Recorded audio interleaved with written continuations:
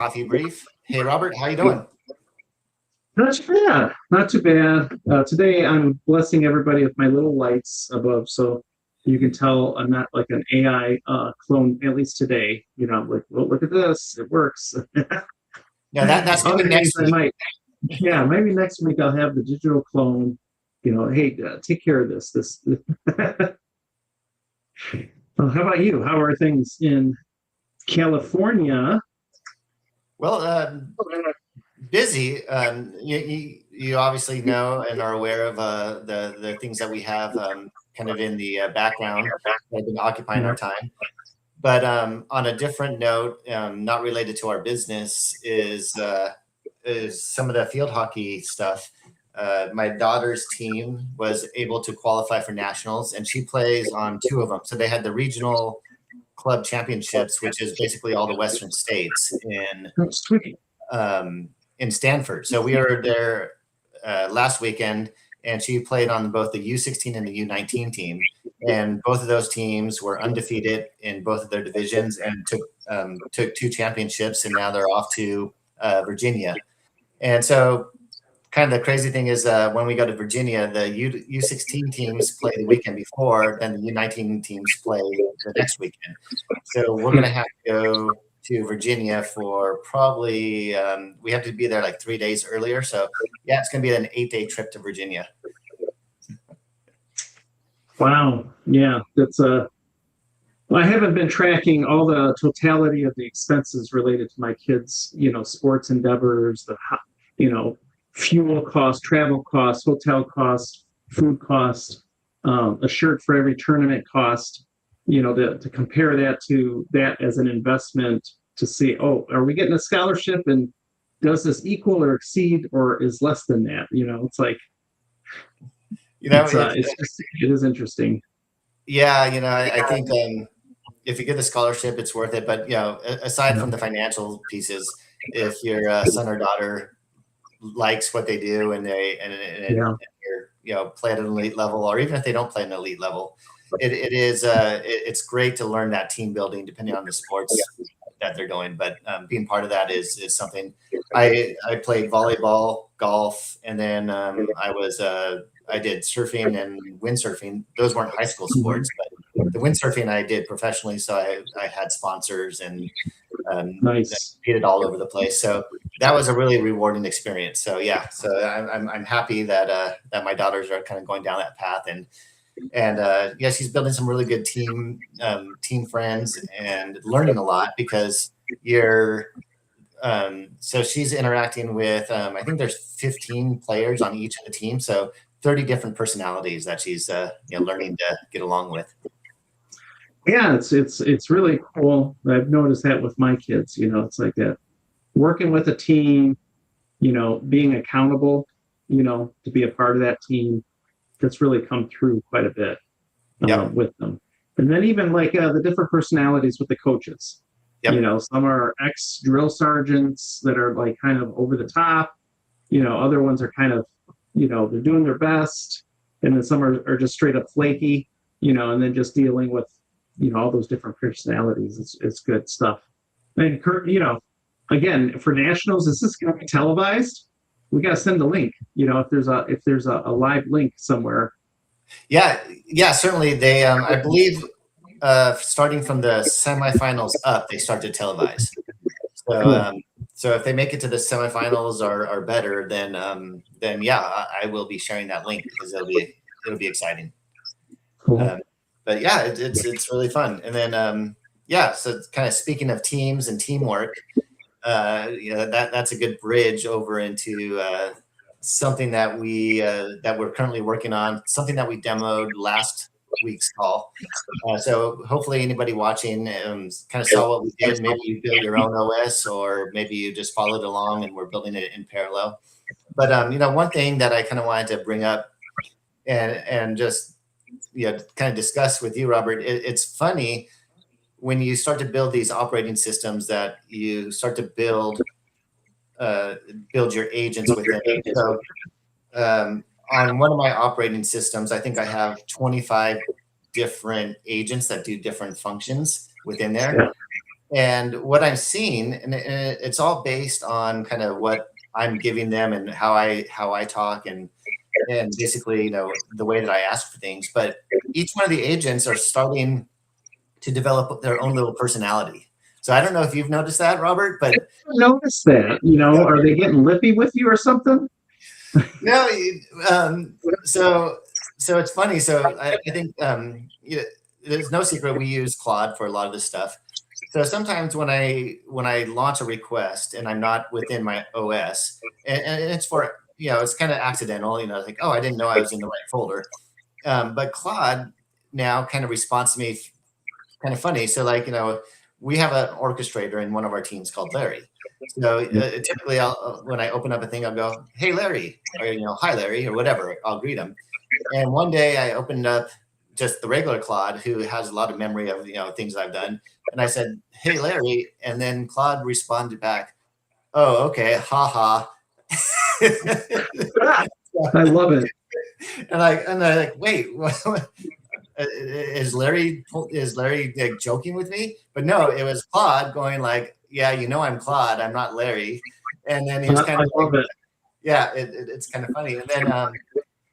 And then it's just in like the little nuances. So some of the agents are more formal, like the legal agent that I have in one of the teams is very formal. But the one that does the orchestration, primarily Larry, and then I have another one, Jakarta, that is. Well, let me show a little screenshot of one of the teams here. It's like a subset. Obviously, we're not going to scroll through all of them, but you could maybe, if any of these pop up right here. This is like our content team. Yep. So Larry is starting to kind of understand and responds. So when I first started this, the interaction with Larry, and we first kind of launched this OS, Larry was a lot more formal and would kind of be detailed and ask me a lot. But now Larry kind of knows a little bit more of how I want things. And so Larry gets to the point now. We don't spend a lot of time. Like before, I had to give Larry a bunch of instructions. Now I can pretty much fire off 2 sentences and Larry knows exactly and will come up with very clarification points that are usually like just 1 sentence long. I confirm. And then Larry goes and then sends all the different requests to everybody. And then all the agents start working. And occasionally a question will come up from another one that I interact a lot with is Vox. Vox is our strategy, our viral strategist. So Vox is kind of interesting because Vox is starting to understand what I want and what I like.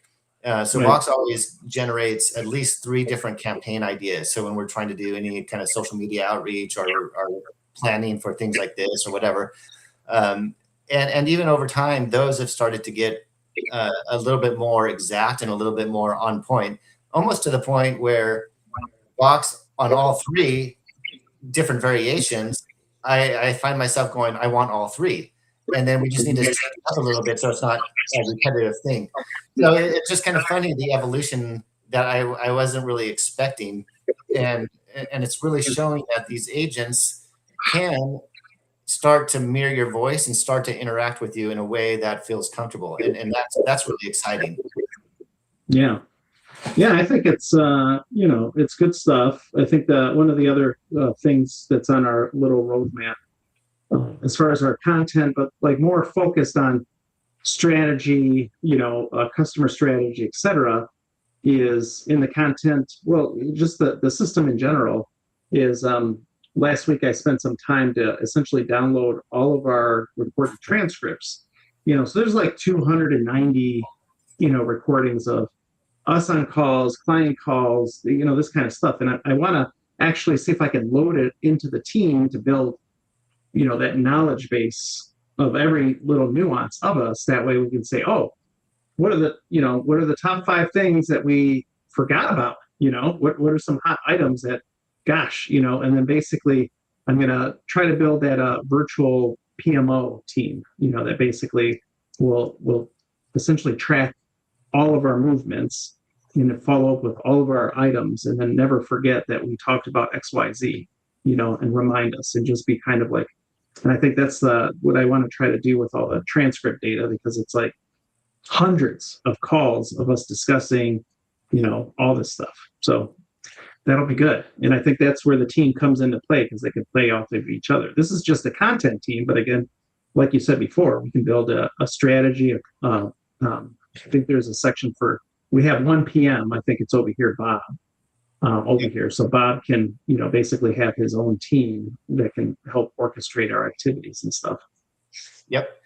And it's fascinating kind of the evolution of that, because social media is kind of complex when you start to break down all the different formats and the different platforms. So really, this content team has been kind of constructed to address those different platforms, the SEO component, the brand component, and then the automation side of it, the templates, even as far as when images are made in something like Canva or Gemini, and those come back and they're approved, then those are sent to an image hosting place where we can then basically host those images and then easily insert them into social media and different content. So all that is a specialty that is wrapped up within this team, that they just basically were taught and walking through the process. So anybody setting up your own operating system or teams like this, the best advice that I would give everybody is really start small and just walk them through a task. Do something in the way that you would do it. And as you kind of go on that journey and you have the agent following you, it's going to ask you questions. It's going to suggest improvements or a better way to do it. And you can say yes or no. And then that shapes how they start to operate. And then they start to learn, as long as you put in a kind of a logging mechanism and a continuous learning loop. So, but it's been really fascinating. You're right. Yeah, this is good stuff. So on a funny note, and why I kind of brought this up, and I think you know about this one, Robert, but recently we have a few contracts that we are kind of redlining and kind of going through, and we do thorough read-throughs of our contracts like everybody should, but we do utilize AI, and we have an AI agent as part of our team that is quite extensive. So we haven't really fine-tuned the legal member of our team. So we had a simple partnership agreement, and this is just a base level, a base commission type agreement. I think was all in all 3 pages long is the first draft that we got. But there was some stuff that we wanted changed on it, and it wasn't constructed really for the type of relationship that we are establishing. So we needed to make some kind of changes and put those concerns in. So we sent it to our legal agent, and they went through, flagged a bunch of stuff. And this is what kind of made me laugh. I'm going through to read and see what red lines it did, see if I agree with them and modify them. I got back 30 pages. You didn't tell me about that. I didn't know you got 30 pages. 3-page contract into 30 pages. And now let me be fair. They were all very good changes, and it was something that if we wanted a full MSA that covered us, everything under the sun. And if we are spinning up a big partnership with, say, somebody like some big multinational company, AT&T, or somebody like that, that is the contract I would want. But for the purpose that we are doing this, I just wanted a quick review, any major red flags with just a few minor edits, just so that we can get it done, because it's not high risk. There's not a lot of liability and things like that. So my second attempt, I told our legal expert exactly that. I go, okay, this is great. Let's just put a clause that says if this relationship, we will require an MSA, and then that's the right time to basically do all those. In the meantime, I just want the absolute necessary changes that minimize risk in a few factors, and I want to keep it slim and light. I got back 20 pages. So Hey, that's a 30% reduction, it's like, yes, yes. So our legal agent doesn't understand slim and necessary. right. These are some of the funny things, or maybe annoying things that you will encounter when you're starting to go through your agents. But it's no different than if you hire a new employee. You don't know Yeah. exactly. Yes, you do your interview process. You've seen the work they do, all that.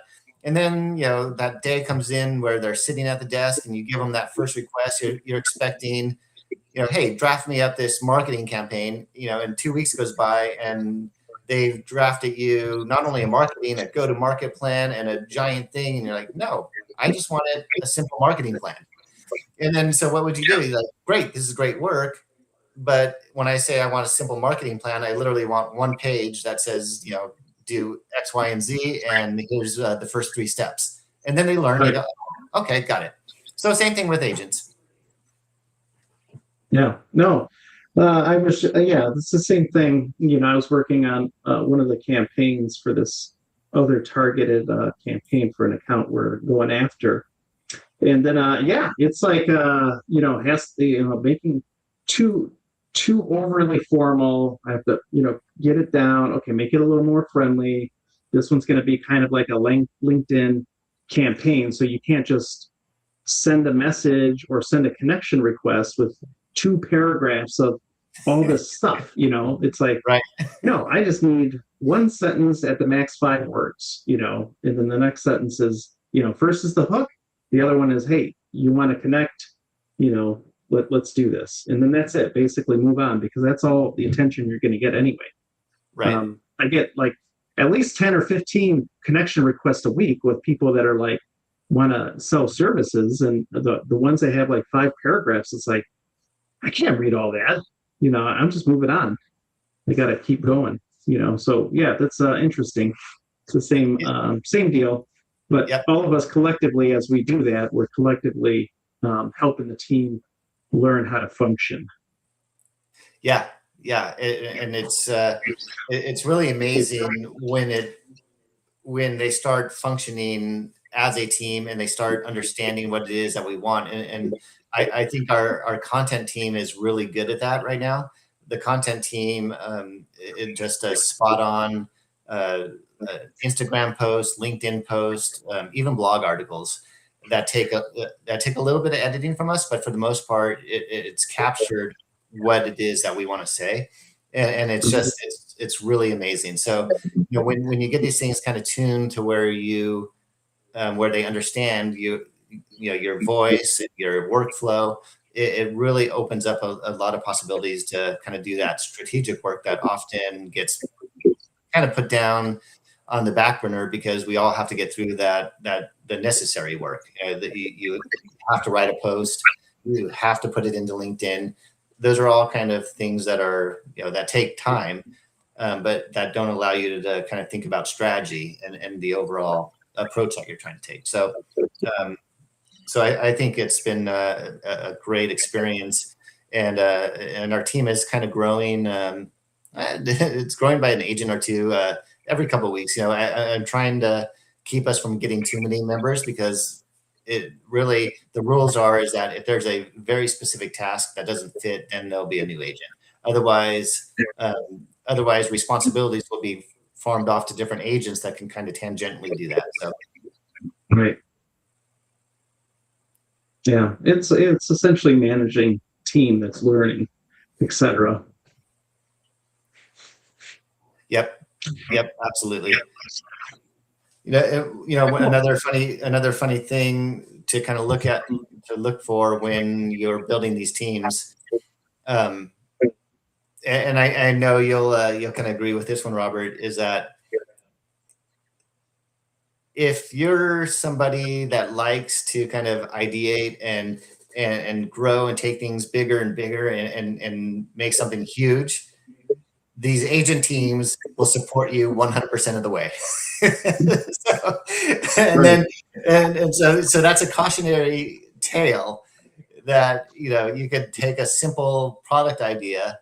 Let's just say you got a a revolutionary new pencil you want to build. But if you're one of those people that likes to go through and start building and say all the different places, next thing you know, that simple new product pencil is now something that is going to overtake every pencil in the world. And it's going to have 29 features, and you're going to have product specs, you're going to have marketing specs, you're going to have all your social media planned out, but you still don't have the actual product yet. Right. Yeah. So it's you'll just end up with something, huge. But that just goes back to the agent team. You have to have someone, you're essentially playing the role of product manager. Yep. And then you have to have the supporting cast members to keep you on point with your vision and keep it simple enough, to be deliverable. Because that's the one thing. If you took a product management course, it's like all the features in the world are great, but you only have enough to deliver the next thing that makes sense, and it's just going to get stuck in the pipeline. Yep. That is absolutely it. And that, can't emphasize that enough. I was working with one of our clients, and they're building a product, and they're using a lot of AI to help kind of that very thing, ideate on market and market placement, who the potential customers would be. And it kind of evolved. So I saw the initial specs, and then they came back, and then I saw what it evolved to. And now that initial spec went to something that, and here's 10 different ways you can brand it. And then you launch this as, special airdrops and all these things. And like I said, well, pause for a second. Have you even validated the very first thing? Do customers want the initial product? Has that been tested? Has that market been tested in that area? And do you have feedback? And so, so sometimes when you're kind of working within these AI systems, you actually have to do that check with yourself before you get to that stage. Because if you kind of fast forward, then you're kind of busy going, there's all this exciting stuff, and you're going to work on those things, but you're never actually validating the very first thing. And that is, will somebody pay you for the base model thing? Are there people that want it? Does it solve a problem? And Right. Before you answer those questions, you actually don't get to, you really shouldn't go past the next gate. Right. So that's some of the startup advice for everybody there. But I've seen lots of startups fail on that very principle. Spend thousands and thousands of dollars building products and services that haven't been validated in the market, and then they can't sell it. Right. Yeah. Yeah. And then with the number 2 thing is every other month it's a new product or a new service, or let's try this, let's try that. I saw that at the one startup I was at. It seemed like they were just throwing stuff against the wall. And at the time I was building out kind of their professional services delivery model. And I was like, well, guys, I don't know what you're delivering. So how can I build a model and a framework around something that changes from one day to the next? It was frustrating because, it's like you said, validate an idea. Is there a need? Will people pay for that? Then go for it, but everybody, kind of goes with the end result. So interesting stuff. Yep. Yeah, it's there's some fascinating case studies, and one of them, and I'm sure a lot of people have heard this one, and it was just the first prototype of Google Glasses. So before the technology was even built, before they even had anything, they wanted to see how customers would react and if they would want it. And I forget exactly what it was, but I mean, it was essentially they took something very simple. I think it was from one of the toys. God, I wish I could remember what it was exactly. And then just did some kind of crude thing that just put it on the person's head and said, "Is this cool?" But not from like the manual thing, but just like kind of gave possible customers a way to envision what it would be like if they actually had the product. And then what resulted was a tremendous amount of feedback and areas where they had miscalculated and scrapped altogether, and then kind of went more in a different direction entirely. And that was all done with a simple, I mean, I think the first prototype of Google Glasses probably cost $10. Right. But it did its job. So yeah, and then there's another one with like I think it was the way that yeah, there's a term for that, feature creep. Feature creep, yeah. Yeah, I don't remember the exact story on this one, but anybody can look this one up. But I think it was the evolution of front loader versus top loader, washer and dryers, and I think it was something as simple as having people come in a room and just watch what they would prefer to do, and then it was like an aha moment. So. Right. Yep. Yeah, it's funny. Very good. Well, I've got a few just quick items, for kind of the news. And then one of the items for the news is interesting, it's an article over here, and I'll click on the article because I also made a little LinkedIn post about it too. So this is like almost like a product launch. So it's not necessarily news. It's like somebody's making a statement that they have a partnership and they're doing a new thing. So it's like ServiceNow, finally, now that it's 2026, has gotten into the AI game, and now they're doing AI native agents to do all kinds of stuff. And they're working with Accenture. Now, here's what's funny about this article here. And then I actually posted a funny thing about it. I'm going back and forth with somebody who's kind of overly defending some of it, but we're kind of joking around too. So in this article, the big thing is, and this is what I posted just before our call. I just love, how AI is so prolific now. It's almost like I'm reading this, but it's the same thought. This M dash, that, by the way, I haven't even really noticed at any time before 2023, maybe 2024 more, is now in everything. And in this press release, they quote it, and I quote, "The question our clients ask is not whether to invest in AI, M dash, it's how to make it work at enterprise scale." Like, at what point in time did any verbal quote whatsoever ever have an M dash in it to enforce this little spacing in a breath between two, joined kind of thoughts? Right. So now it's in quotes, and I'm like, in my post, I'm like, you can't even, you can't type the M dash on your keyboard. It's not even on the keyboard. You have to do Alt 0151, at least on the Windows computer, and there's some goofy thing for Mac and some other thing for Linux. And like over here, Jack is, fooling with me because he's a marketing guy. So what his thing is, I've been using M dash in my texting the whole time, because blah, blah, blah. So then I'm like, pull up your history, show it to me, in there. Like, even on the mobile phone, I don't think you're going to be able to, even on the mobile phone, get this keyboard. I didn't have a chance to look this up to see how do I access the M dash. I've never seen that in a text message. Huh? I've never seen the M dash in a text message. Exactly. Now, not only have I never seen it, how do I even use it without copying and pasting it from something else? Like, Yep. I don't even think it's like in one of the emoji pickers.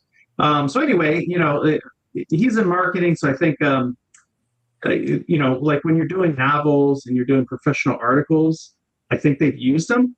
Although I haven't tested this, and I haven't replied to his reply, because I think over here, I think he replied again later if I refresh this. I think he just replied while we were on this. Oh yeah, see, he's already saying, "Don't play with me, I'll die in this hill." So we're fooling with each other. Anyway, what I was thinking is, I'll download the archive of Wikipedia from 2020, and do a control F to find how many M dashes I find and compare that to now 2026. And I bet you the difference in number is staggering, Yep. because did everybody go to grammar school and now figured out how to use the M dash? No, it's like, that's what I'm just saying up here. It's just prolific that the AI in here is really, it's a lot. But that goes back down to checking your results. Use AI. You just have to still read through it. Deloitte basically got sued because they did a report, and they charged the government $220,000, but nobody decided to read the report. They just basically let AI publish it and shipped it out the door. And that was like in 2023 out there. You can't just let AI do all of its stuff, on there.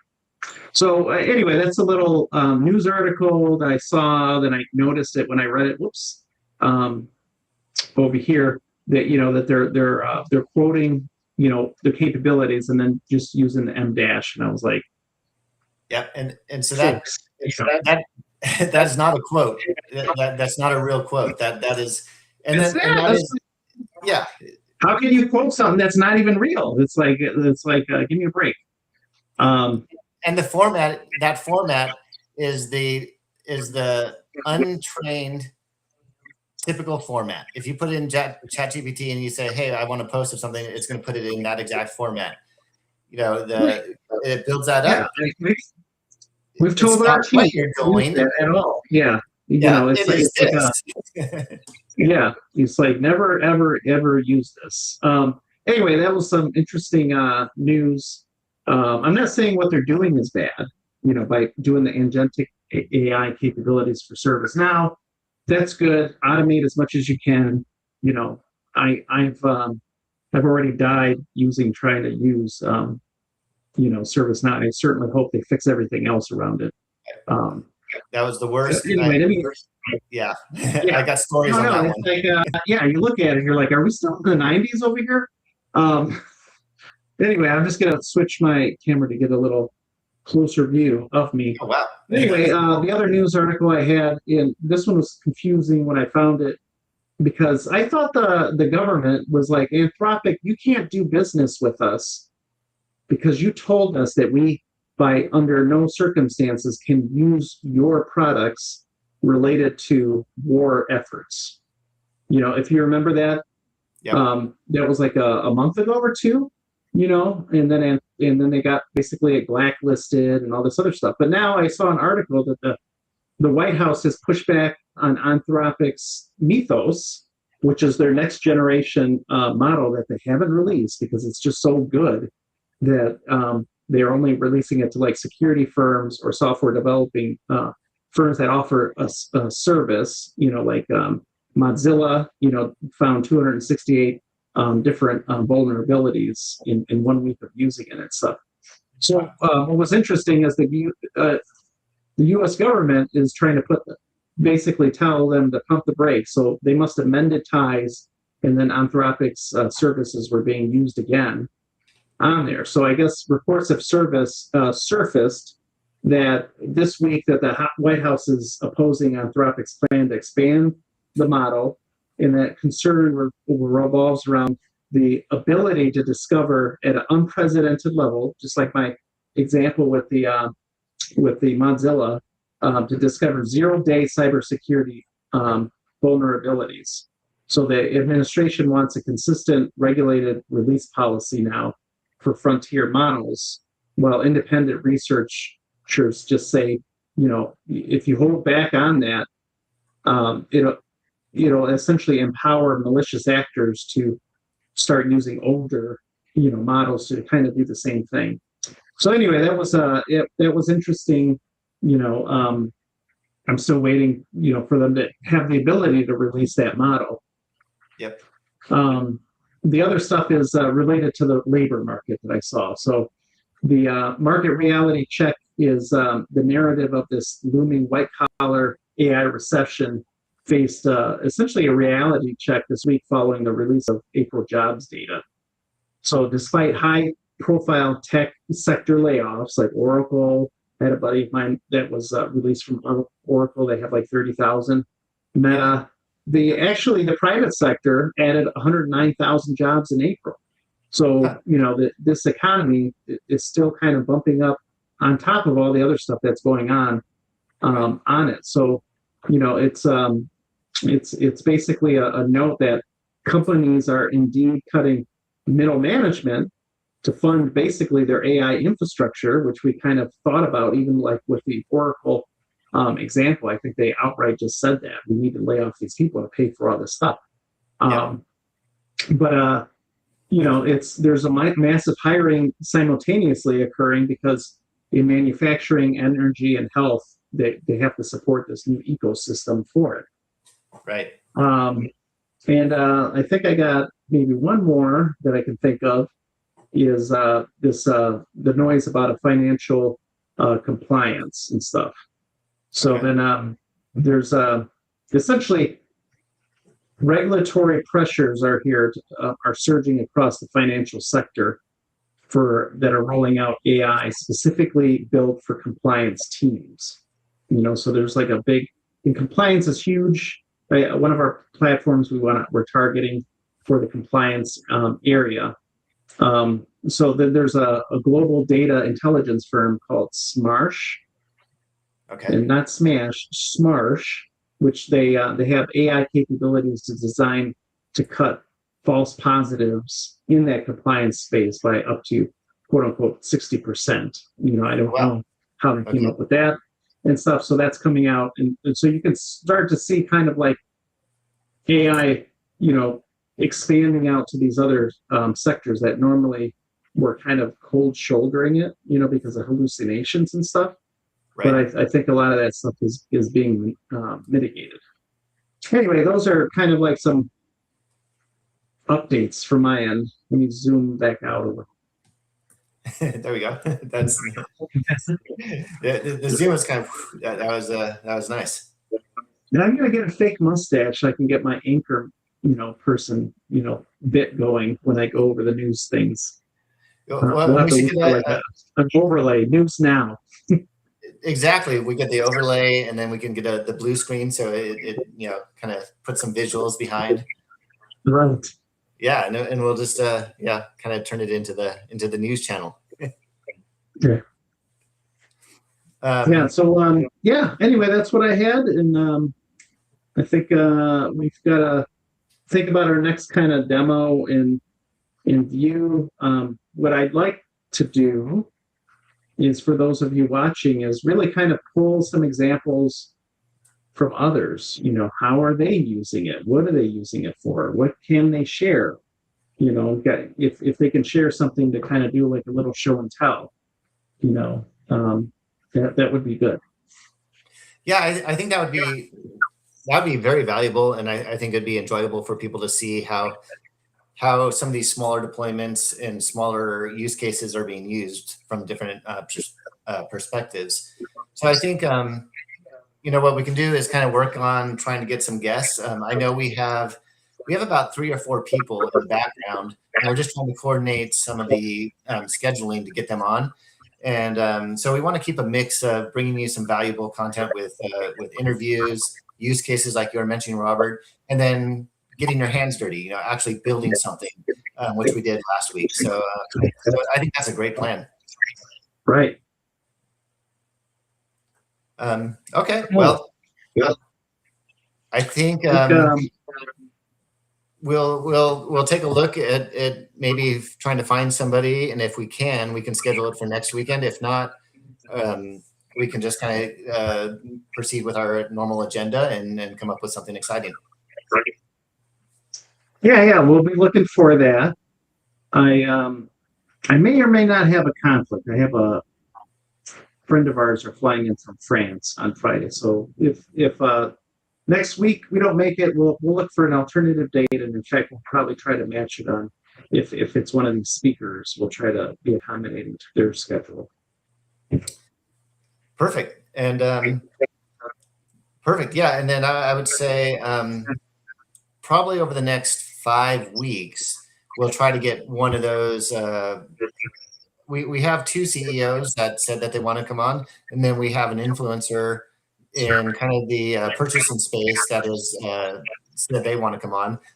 We can't reveal names at this point, but we are working out those details. And as soon as we know that they are slated in, we'll make sure that everybody knows the schedule well in advance. Cool. Looking forward to it. And I guess we're back to work on our client stuff. So take care, everyone. All right. Thanks, Robert. Thank you, everybody. Yeah. Bye-bye.